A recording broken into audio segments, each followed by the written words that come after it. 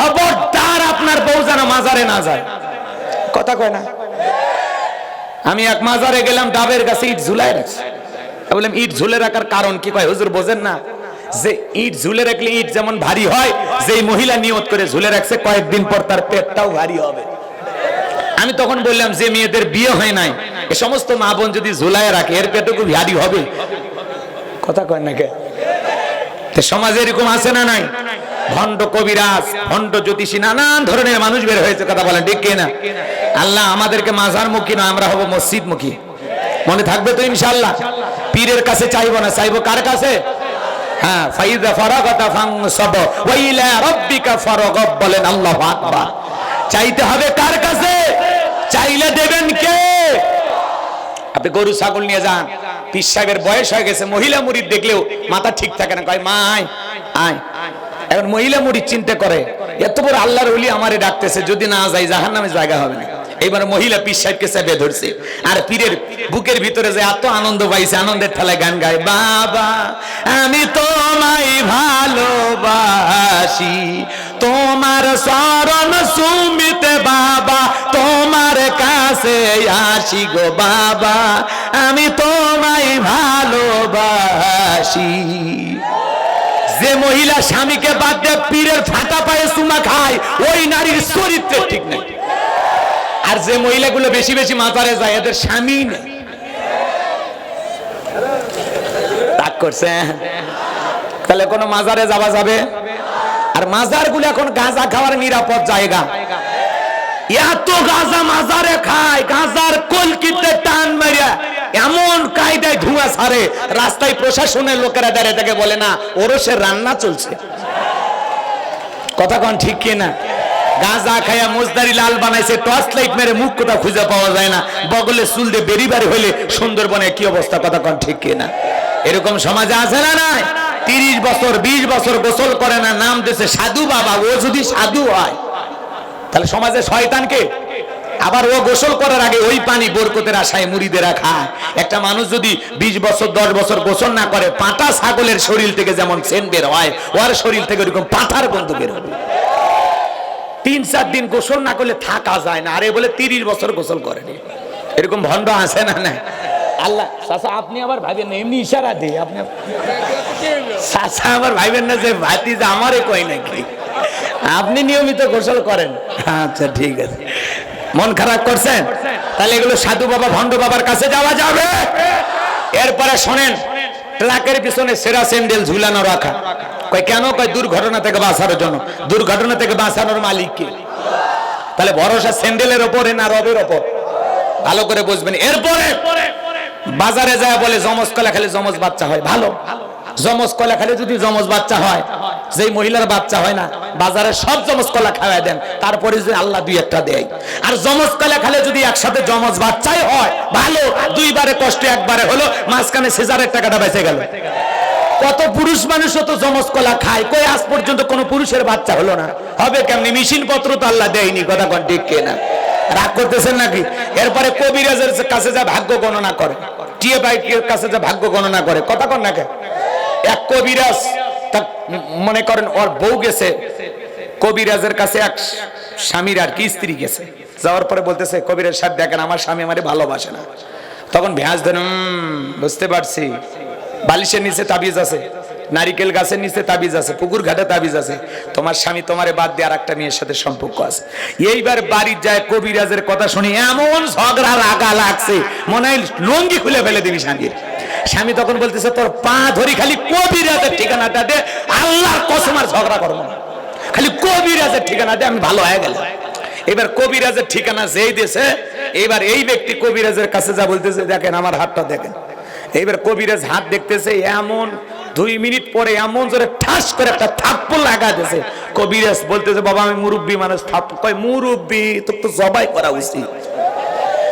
তুমি আমার বউকে বল আমি আমার বউকে তাবিজ করছি, এই জায়গায় সে জায়গায় তাবিজ আছে, মানুষের বাড়িতে তাবিজ আছে, সেই কথা বলতে পারিস। আর নিজের ভাগ্যে 2 মিনিট পরে থাপ্পড় আছে সেটা বলতে পারিস না?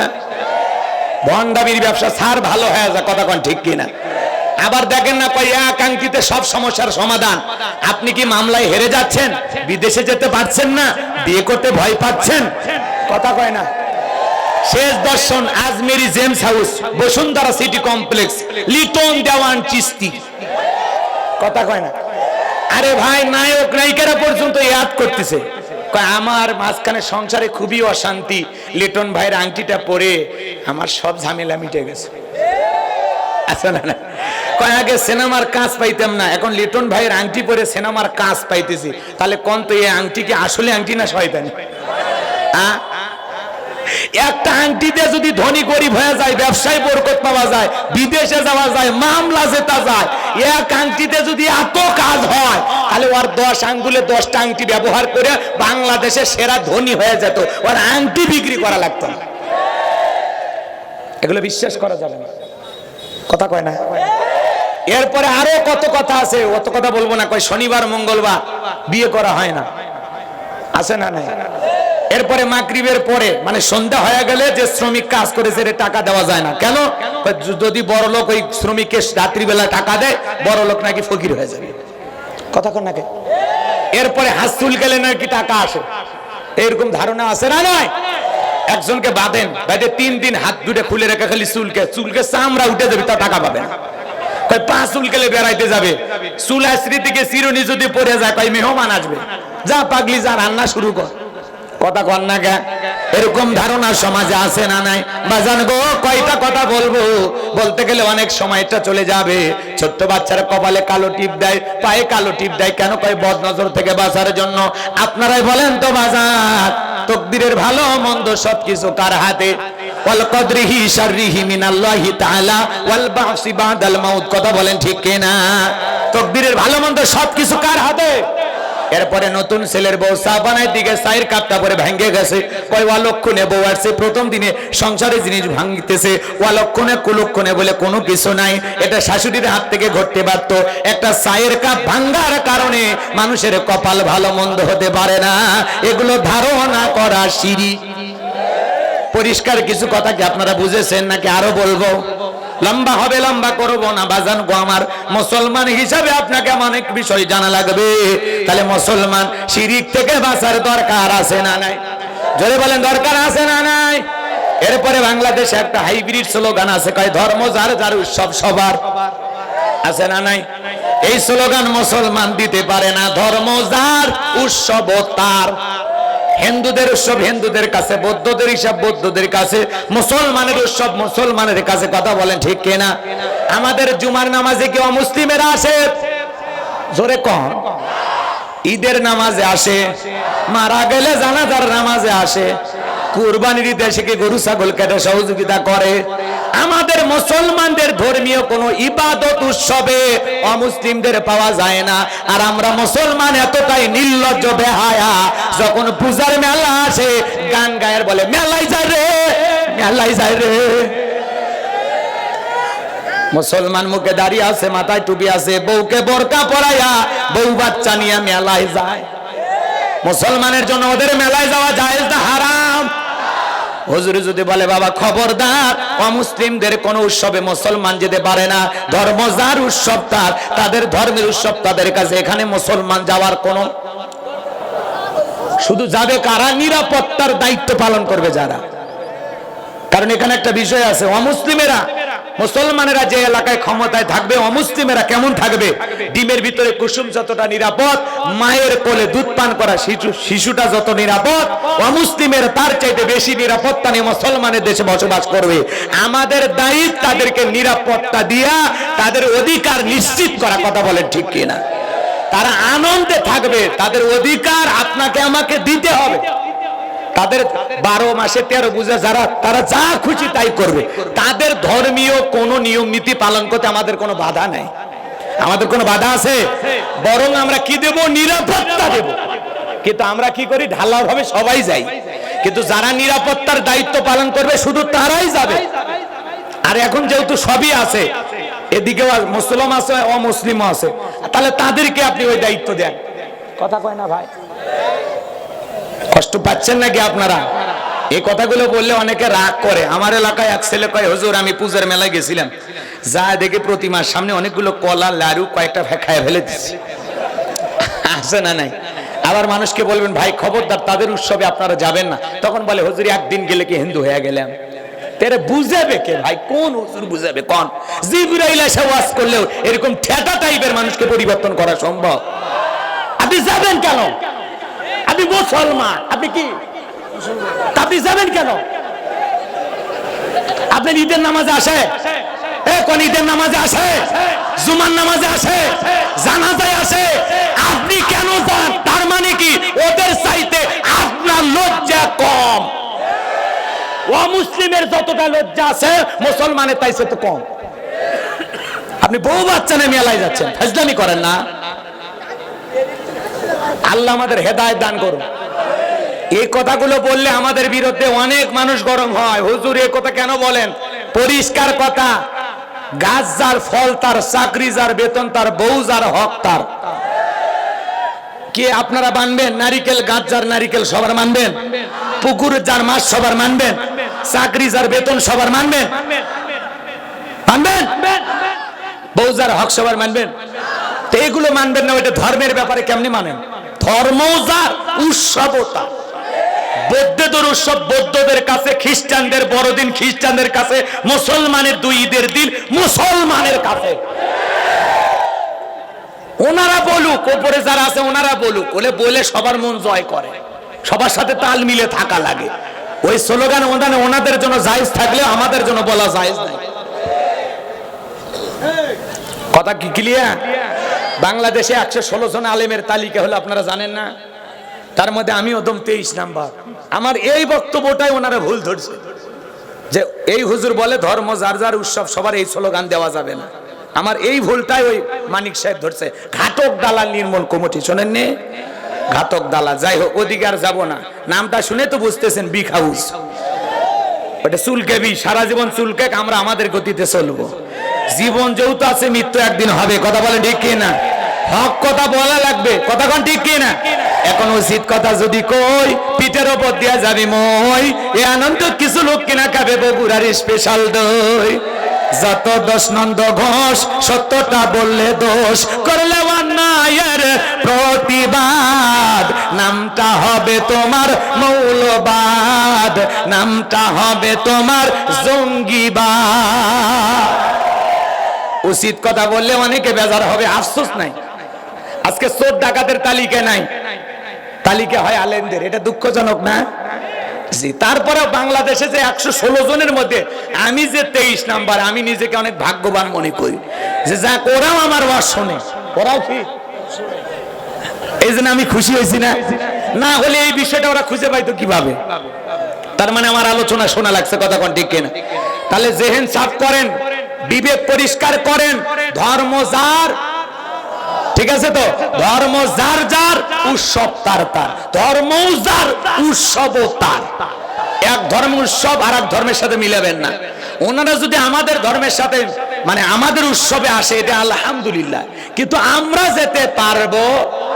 কথা কি বুঝে আসছে? ওনারা আসলে বাধা নাই, কারণ ওনারা আমাদের উৎসব দেখে, আমোদ দেখে, প্রমোদ দেখে, আমাদের এই আনুষ্ঠানিকতা দেখে, আমাদের আদব আখলাক দেখে যদি নিজেকে পরিবর্তন করে মুসলমান হয়, এই সুযোগে ওনাদেরকে আমাদের কাছে মিলতে হবে, ওনাদের সাথে ভালো আচরণ করতে হবে, যাতে আমাদের ব্যবহারে অমুসলিমেরা মনে করে না মুসলমানের চাইতে ভদ্র মানুষ, আদবালা মানুষ, অমায়িক ব্যবহারের মানুষ আর অন্য ধর্মে নাই। বিদা আমি অমুসলিম থেকে কি লাভ? আমার এই বন্ধু মুসলমান, আমিও মুসলমান হয়ে গেলাম। আপনার ব্যবহারে যেন মুসলিমেরা কালেমা পড়ে মুসলমান হয়, এমন চরিত্র গঠন করার দরকার আছে না নাই? আর আপনি যখন ওদের অনুষ্ঠানে যা বলবেন, আপনারা যখন মায়ের কাছে কিছু চান, আমার নামেও চাইবেন, তখন ওরা কবে তাহলে আল্লাহ দিতে ব্যর্থ হয়েছে, এই জন্য আমাদের মায়ের কাছে আসছে। আপনি মুসলিম নেতা হয়ে কেমনে মুখ দিয়ে কথা বের করেন? কেমনে তাল মিলান? এমন তাল মিলাইন না যে তাল মিলানের কারণে আপনার ঈমানটা চলে যাবে। তাল দেওয়া ভালো, এত তাল দিন না। কথা কি খারাপ লাগলো ভাই?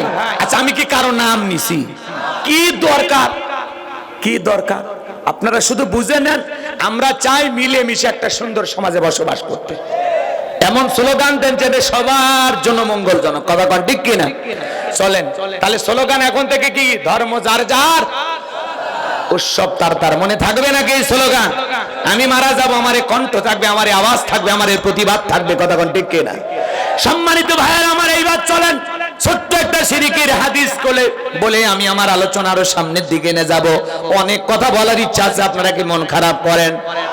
নবীজি আমার এক জায়গায় বসা, ডেকে বলেন, আমার সাহাবীরা, একজন মানুষ একটা মাছি মেরে জাহান্নামে চলে গেল, আর একটা মানুষ মাছি না মেরে জান্নাতে চলে গেল।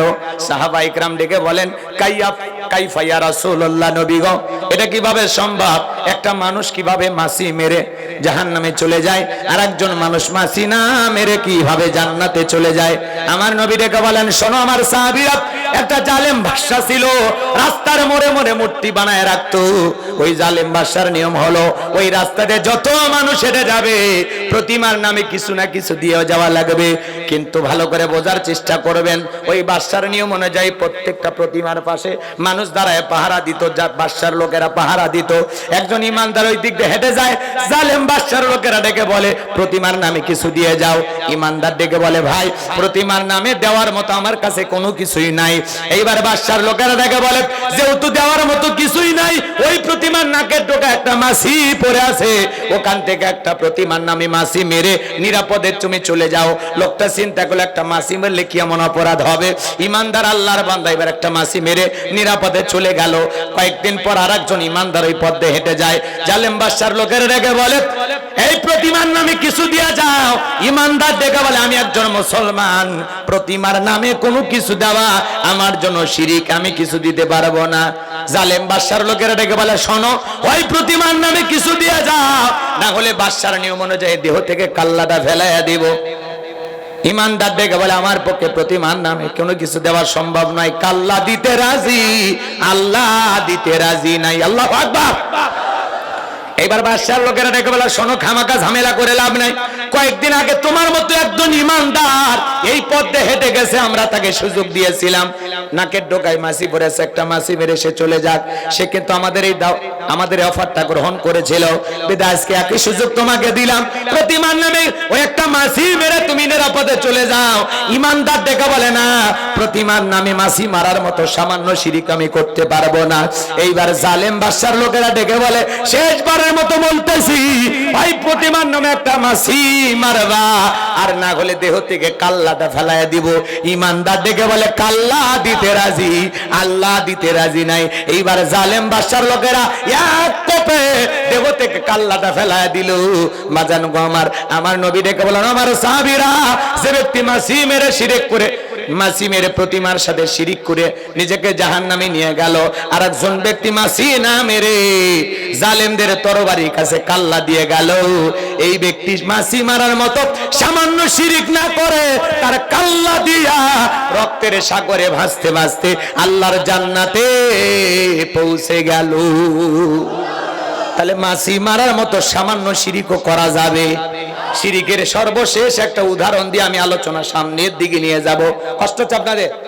মনে করেন এটা একটা খাবারের প্লেট, আপনার ভিআইপি একটা গেস্ট আসবে কুষ্টিয়া শহর থেকে, আপনার বাড়ির মেহমান, আপনি তার জন্য খাবারের প্লেট সাজাচ্ছেন, গরুর গোশত, খাসির গোশত, দেশি মুরগি, ব্রয়লার, পাকিস্তানি, টার্কি, লার্কি, বুঝেননি, যত গোশত আছে সব দিয়ে সাজাইছেন। মাছ, বোয়াল মাছ, কাতলা মাছ, রুই মাছ, ইলিশ মাছ, ছোট মাছ, বড় মাছ যা আছে সব দিয়ে সাজাইছেন। গরুর গোশত দিয়া, মাছ দিয়া, শাক দিয়া, সবজি দিয়া, ডিম দিয়া, সব কিছু খাবারের প্লেটে দিতে দিতে মনে মনে চিন্তা করলেন, ছোট্ট ছেলেটাকে খুব বেশি ভালোবাসি, ওর সামান্য একটু পাতলা পায়খানা প্লেটের এক কোনায় দিয়েছেন। ভালো করে বুঝবেন বাজান গো আমার।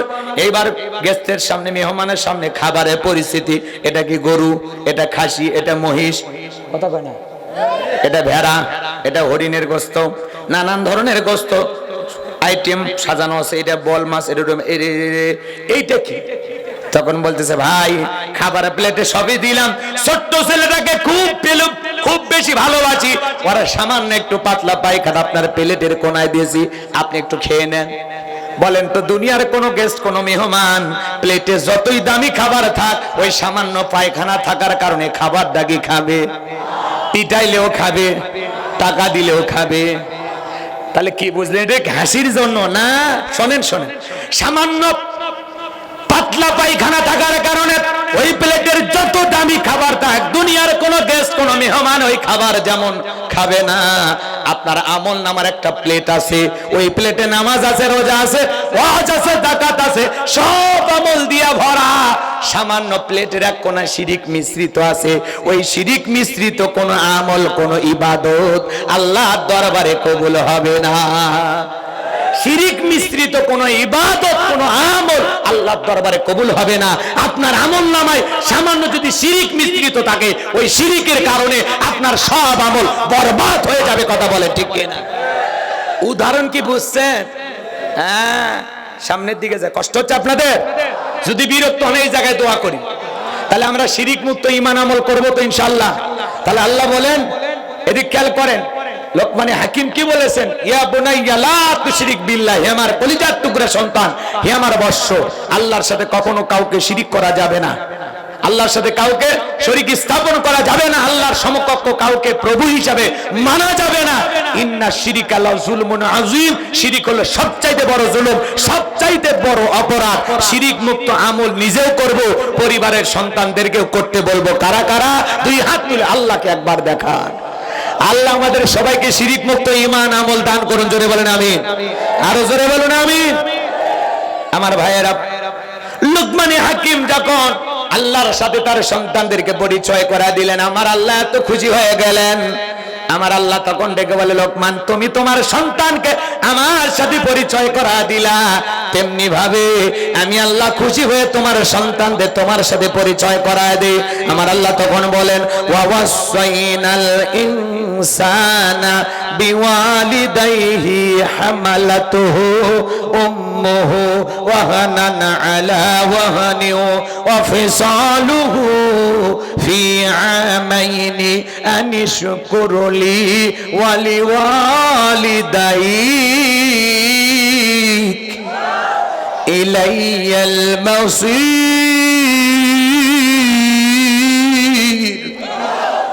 কষ্ট হচ্ছে? এই জায়গায় আল্লাহ তাআলা পিতা মাতার খেদমতের কয়েকটা কথা বলেছে। যদি কেউ ওঠেন আমি বুঝবো মানে মা বাবারে ভালোবাসে না। কষ্ট হচ্ছে আপনাদের? আমার কথা না, কথা কা? আল্লাহ বলতেছেন। লোকমানে হাকিম যখন তার সন্তানকে আল্লাহর সাথে পরিচয় করা দিলেন, আমার আল্লাহ খুশি হয়ে বলেন, ওয়াসাইনাল ইনসানা বিওয়ালিদাইহি হামালাতুহু উম্মুহু ওয়াহানান আলা ওয়াহানি ওয়া ফিসালুহু ফি আমাইনি আনিশকুর লি ওয়া লিওয়ালিদাইক ইলাইয়াল মাসির। আমার আল্লাহ ডেকে বলেন, আমি তো মানুষকে নির্দেশ দিয়েছি তারা যেন মাতা পিতার সাথে সদাচরণ করে, উত্তম ব্যবহার করে, ভালো ব্যবহার করে। কারণ হলো তার মা কষ্টের পর কষ্ট সহ্য করে তাকে গর্ভ ধারণ করেছে, 2-2.5 বছর বুকের দুধ পান করাইছে। সুতরাং আমার প্রতি মাতা পিতার প্রতি তোমরা কৃতজ্ঞ হও, আর তোমরা সবাই তুমি আল্লাহর দিকে প্রত্যাবর্তন করবা। আমার আল্লাহ জানায়া দিলেন, পিতা মাতার খেদমত করতে হবে, তাদের সাথে ভালো আচরণ করতে হবে। কারণ একজন মা সন্তান গর্ভ ধারণ করে কত কষ্ট করে জানেন? এ বাজান গো আমার, ছোট্ট একটু কথা বলে দিয়ে যায়, মন খারাপ করেন না, শুনে যান। আপনি আমি যখন মায়ের গর্ভে ছিলাম, এ বাজান 3-4 মাস যখন হয়ে যায় মা খাইতে পারে না, আমার বমি বমি হয়, মার উচিতে কষ্ট হয়ে যায়। 7-8 মাস যখন হয়ে যায়, সন্তানটা যখন আস্তে আস্তে বড় হয়, আপনি আমি মায়ের গর্ভে যে জায়গাটাতে ছিলাম ওই জায়গাটা মাত্র হলো 10 ইঞ্চি। সন্তানের পা দুটো যখন বড় হয়ে যায়, মায়ের কলিজার সাথে আল্লাহ তাআলা পা দুটো সেট করে দেয়। যে সন্তানের সব চাইতে কম মায়ের পেটে নাড়াচাড়া করে, ওই সন্তানটা মায়ের গর্ভে থাকা অবস্থায় 4,500 বার মায়ের পেটে লাথি মারে। 8-9 মাস যখন হয়ে যায়, মার পেটটা যখন ভারী হয়ে যায়, মার ডান কাঁধ হইতে কষ্ট হয়, বাম কাঁধ হইতে কষ্ট হয়। একটা মানুষের ভিতরে আর একটা জীবন্ত মানুষ, তরমুজের মতো মায়ের পেটটা যখন বড় হয়ে গেছে, যুবক রে, 2টা ইট যদি তোর পেটে বেঁধে দেওয়া হয়, 2 দিন নিয়ে চলতে পারবি না। 1 লাখ টাকা দিলেও তোর পক্ষে ভাবে চলা কঠিন হয়ে যাবে। কথা বলেন ঠিক কিনা? মা 8-9 মাসে যখন রাত্রি বেলায় ঘুমাইতে পারে না, যে মা সন্তান গর্ভে নিয়ে ঘুমাইতে পারে না, রাতের বেলায় দাঁড়ায়া দাঁড়ায় নফল নামাজ পড়ে যে সব হয়, মায়ের আমল নামায় আল্লাহ সেই সব লিখে দেয়। আমার ভাইরা, ডেলিভারির সময় যখন হয়ে আসে, গভীর নিশীথে মা বাবার দুইটা পা জড়াইয়া কান্দে।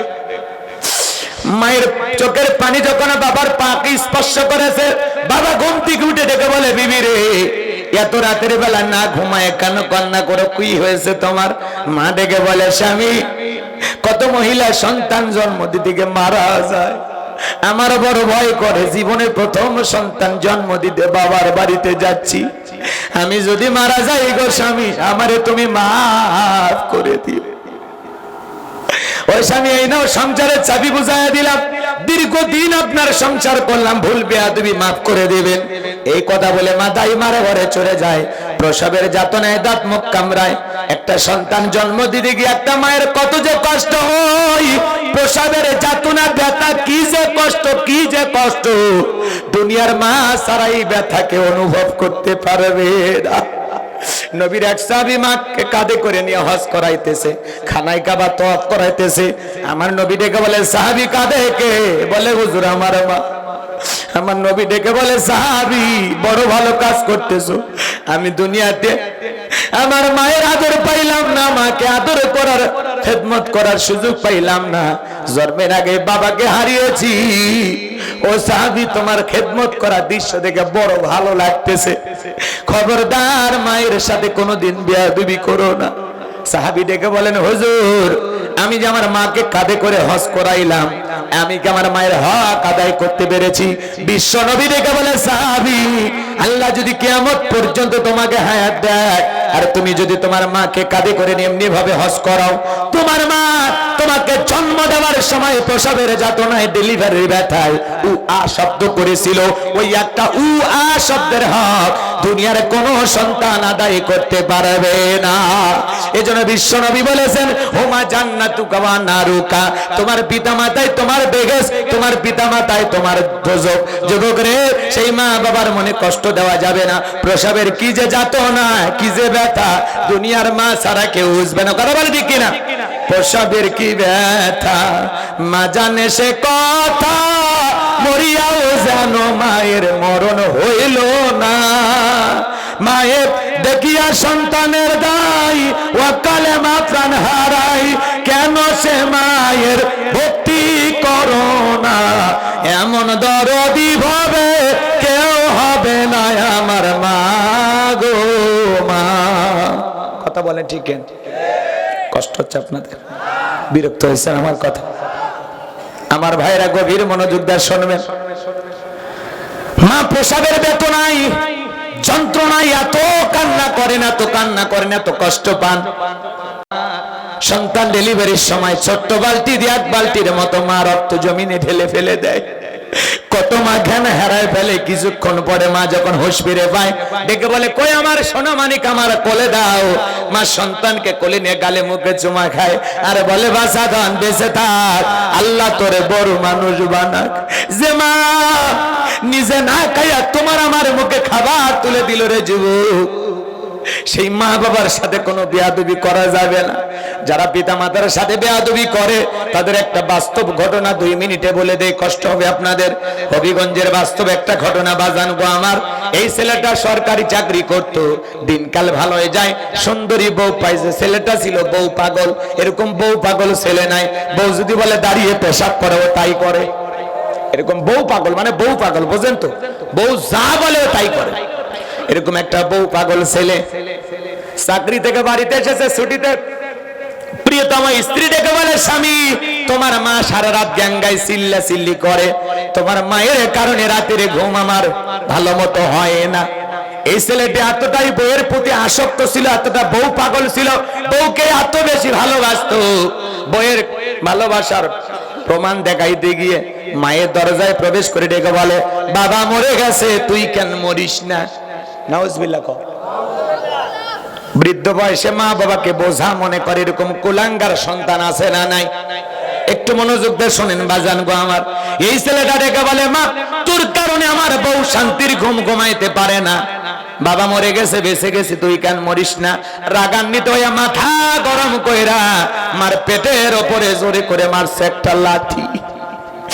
মা দেখে বলে বাবা রে, এই পেটে লাথি মারলি তুই কি ভুলে গেছিস? এই পেটের ভিতরে আমি মা তোরে 10 মাস 10 দিন ঠাই দিয়েছিলাম।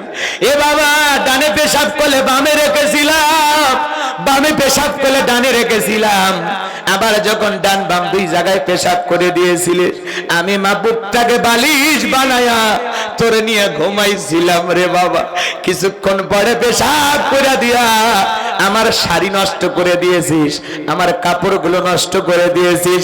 ওই গভীর রাত্রে আমি মা তোকে ছুঁড়ে ফেলে দেই নাই, আবার শুকনো জায়গায় রেখেছি। তোরে শুকনো জায়গায় রেখে আমি মা ভিজা জায়গায় ঘুমাইছি। আজকে বইয়ের কথা শুনে মার পেটে লাথি মারলি তুই কি জানিস না রে বাবা? আমার জয়েন্টে জয়েন্টে ব্যথা।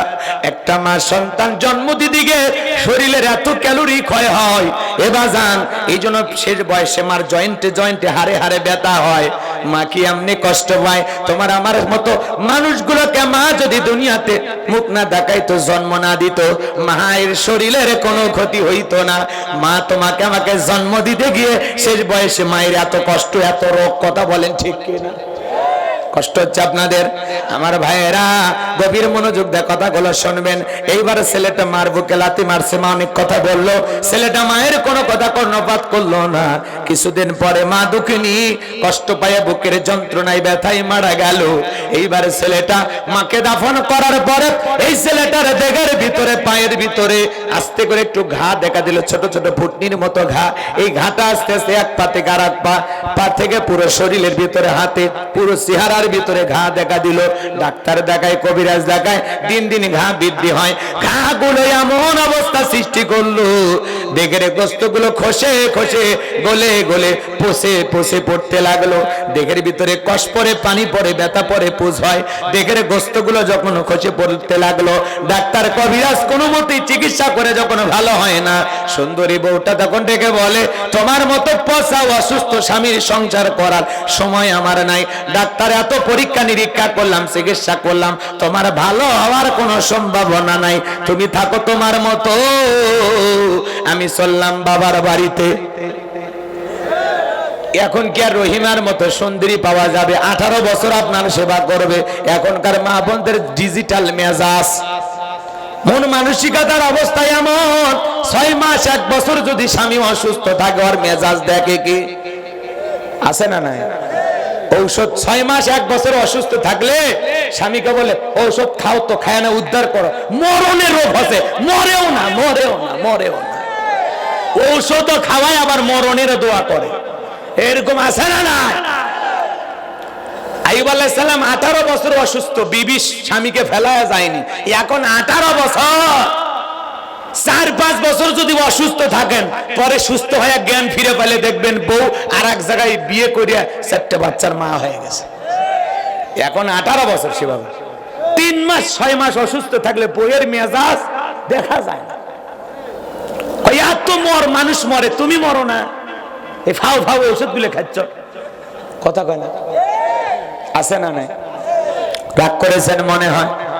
বাজান গো, সামনের দিকে যাই, মন খারাপ কেউ করবেন না, কষ্ট মনের মধ্যে নেবেন না। সুন্দরী বউটা চলে গেল, দীর্ঘদিন চাকরি না যাওয়ার কারণে চাকরিটাও চলে গেল। ডাক্তার কবিরাজ দিয়ে যখন ভালো হয় না, গ্রামের মানুষ এইবার দেখে বলে বাবা তোমার দেহে যে ভাইরাস হয়েছে, যে রোগ হয়েছে, ভালো হওয়ার কোনো সম্ভাবনা নাই, এই রোগ গ্রামের আরো 2-4 জনের ভিতরে ছড়িয়ে পড়তে পারে, এই গ্রাম থেকে তুমি চলে যাও। বউ চলে গেল, গ্রামবাসী তাড়িয়ে দিল, যেখানে যায় মানুষ থুতু নিক্ষেপ করে দূর দূর করে তাড়ায় দেয়। দিকের দুর্গন্ধ, পচা দুর্গন্ধ, বস্তুগুলো গলে গলে খসে খসে পড়তেছে। ছোট্টবেলার এক শিক্ষকের সাথে দেখা হয়ে গেল, রাস্তার পারে লোকটা দাঁড়িয়ে ছিল, চেহারার মধ্যে একটা হালকা ছোটবেলার ছাপটা পায়ে ডেকে বলে বাবা তোমারে দেখে চেনা চেনা মনে হয়, তুমি মনে হয় আমার ছাত্র ছিলা, ছোটবেলায় তোমারে পড়াশোনা করাইছিলাম, শুনেছিলাম তুমি চাকরি পাইছিলা, ভালো একটা অবস্থানে ছিলা, আজকে তোমার এই অবস্থা কেন? ডেকে বলে স্যার দুনিয়ার শিক্ষা দিয়েছেন, আখিরাতের শিক্ষা দেয় না, আখিরাতের শিক্ষা দেন নাই। ও স্যার দুনিয়ার শিক্ষা পেয়েছি, কিন্তু মায়ের সাথে কি ব্যবহার করতে হবে সেই শিক্ষাটা আমি পাই নাই। মায়ের সাথে বেয়াদবি করার কারণে আজকে আমার জীবনের এই অভিশপ্ত পরিণতি। কি হয়েছে বাবা ঘটনা খুলে বলো। দেখে বলে স্যার আপনি যদি জীবনে কোনোদিন বই লেখেন, ছাত্রদেরকে পড়ান, আমার এই গল্পটা তামাম পৃথিবীর মানুষের কাছে ছড়িয়ে দেবেন। ও স্যার আমি আমার বউকে বেশি ভালোবাসতে গিয়ে মায়ের প্রতি এমন অবহেলা করেছিলাম, মার পেটে একদিন লাথি মারছিলাম, আমার মা কোনোদিন আমারে কোনো কিছু বলে নাই, সেই মার পেটে আমি লাথি মারছিলাম। মা মারা যাওয়ার পরে দেহের ভিতরে ছোট ছোট ঘা দেখা দিল, আস্তে আস্তে পুরো দেহের ভিতরে পছন্দ দেখা দিল। ডাক্তার কবিরা সরাইতে পারলো না, চাকরিও চলে গেছে, বিবিও চলে গেছে, গ্রামের মানুষ তারা দিয়েছে। এখন পথে ঘাটে যে জায়গায় দাঁড়ায় মানুষ দেখে আর দূর দূর করে তাড়ায় দেয়। স্যার গো স্যার আমার জীবনের এই পরিণতি হওয়ার পেছনে একটাই কারণ, আমি আমার মায়ের সাথে চরম বেয়াদবি করেছি। মাকে লাথি মারার কারণে যে মা সুরক্ষিত পেটের ভিতরে আমাকে ঠাই দিয়েছিল, সেই পেটে লাথি মারার কারণে আমার আল্লাহ আমাকে দুনিয়াতে শাস্তি দিয়েছেন। আমার জীবনের এই অভিশপ্ত পরিণতি হওয়ার পিছনে একটাই কারণ, আমি আমার মার সাথে চরম বেয়াদবি করেছি। এই কুষ্টিয়ার যুবকেরা রে, বইয়ের ভালোবাসা বইয়ের কাছে, মায়ের ভালোবাসা মায়ের কাছে, কাউকে বেশি প্রাধান্য দিকে কারো প্রতি অবহেলা করা যাবে না। যুবক রে, মা বাবার মনে কোনো কষ্ট দেওয়া যাবে না। আজকে তুমি তোমার মা বাবার সাথে যে আচরণ করবা, তোমার সন্তানও তোমার সাথে সে আচরণ করবে। যুবক রে, যে মা বাবা এত কষ্ট করে দুনিয়ার মুখটা দেখাইলো, মাথার ঘাম পায়ে ফেলে বাবা আমাদেরকে পড়াশোনা করাইলো, যুবক রে সেই মা বাবার মনে কোনোদিন কষ্ট দেওয়া যাবে না। পিতা মাতা কত বড় নিয়ামত, যাদের চেহারার দিকে তাকাইলে আমল নামাই কবুল হজের সব আল্লাহ লিখে দেয়। আমি হুজুর দোয়া করলে পানি পড়া দিলে কবুল হইতেও পারে নাও পারে, কিন্তু তোমার মা বাবা যদি দোয়া করে এই দোয়া 100% কবুল হবে। যুবক রে, মা বাবার দোয়া আল্লাহ ফিরায় না। মা বাবা দোয়া করলে রিক্সা চালক ভ্যান চালক থেকে আল্লাহ কোটিপতি বানায় দিবে, আর মা বাবা যদি বদদোয়া দেয় কোটিপতি থেকে আল্লাহ তোরে রাস্তার ফকিরি বানায় দেবে। কথা বলেন ঠিক কিনা? এই জন্য মা বাবার মনে কষ্ট দেওয়া যাবে না। যুবক আমার এই দুইটা হাত তোদের পায়ের কাছে রাখলাম, কোন কোন যুবক মা বাবার মনে কোনদিন কষ্ট দিবা না, ব্যথা দিবা না, চোখ রাঙাবা না। ওয়াকাদ রাব্বুকা আল্লা তা'বুদু ইল্লা ইয়্যাহু ওয়া বিল ওয়ালিদাইনি ইহসানা। আমার ইবাদত করো, আমার গোলাম। শোনো এ যুবক, একখান চিঠি আসছে, পড়ি শোনো। কি লিখছে জানো? হুজুর আসসালামু আলাইকুম। ওয়া আলাইকুম আসসালাম। আমরা কয়েকজন আপনার বোন, আমাদের বাসা পোড়াদহ, আমরা আপনার কণ্ঠে একটা গজল শুনতে চাই। আমার যখন ফোরাবে দিন এই গজল, অথবা তুমি আসমানে থাকো প্রভু, 1100 টাকা আপনার জন্য হাদিয়া। আপনি আমাদের সবার জন্য দোয়া করবেন। এই যে একখান চিঠি লিখছে আর হাদিয়া দিয়েছে। আমার এই বোনদেরকে আল্লাহ জানো ফাতেমার উত্তরসূরি হিসেবে কবুল করেন। একটু জোরে বলেন আমিন। তো ভাইয়েরা আমার এই বোনদের জন্য আমাদের একটু দোয়া করার দরকার আছে না নাই? মা বোনদের জন্য আমাদের দোয়া ভালোবাসা আছে না নাই? শোনেন এ যুবক, বইয়ের ভালোবাসা বইয়ের কাছে, মায়ের ভালোবাসা মায়ের কাছে। বিয়ের আগে মা মা মা, স্কুলে যাচ্ছি মা, কলেজ যাচ্ছি মা, এটা মা, ওটা মা, এটা মায়ের আসল ছাড়িস না। আর বিয়ের 3 দিন পরে বউ ছাড়া তুমি কিছু বোঝো না। এ কথা না, বিয়ের 3 দিন পরে বউ যা বলে তাই।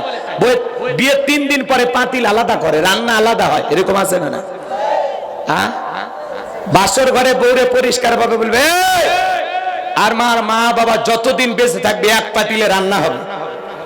পিতা মাতা মারা গেলে পাতিল আলাদা হবে। কথা